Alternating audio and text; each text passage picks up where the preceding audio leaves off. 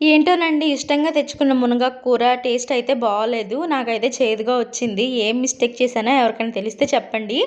నేనైతే నార్మల్‌గా ఆకుకూర ఎలా వండుతారో అలాగే వండొచ్చు అని చెప్పేసి స్టార్ట్ చేసి వండేశాను. కానీ తినేటప్పుడైతే తెలిసింది చేదుగా ఉంది అని చెప్పి. ఆయిల్ హీట్ అయిన తర్వాత జీలకర్ర, వెల్లుల్లి, పచ్చిమిర్చి, కరివేపాకు వేసుకొని ఫ్రై చేసుకొని 2 ఆనియన్స్ ఫ్రై చేసుకున్నాను.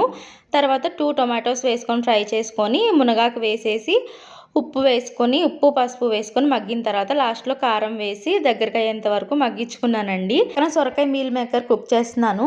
మునగాకు కూర మీరెప్పుడైనా వండుకున్నారా? కామెంట్ చేయండి. ఎవరికైనా తెలిస్తే. ఎలా వండాలో ప్రాసెస్ కూడా చెప్పండి. నెక్స్ట్ టైం ఖచ్చితంగా ట్రై చేస్తాను. ఇంకిలా ఈరోజు లంచ్‌కైతే మునగాకు కూర, సొరకాయ మీల్ మేకరు, నిన్న మధ్యాహ్నం చేసిన పప్పు టమాటా ఉందనమాట.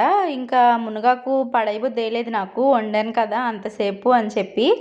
ఇంకా పప్పులో మిక్స్ చేసుకుంటే చేదు తెలియలేదండి. బావుంది. ఇంకా అలా పప్పులో మిక్స్ చేసుకొని తినేసాను.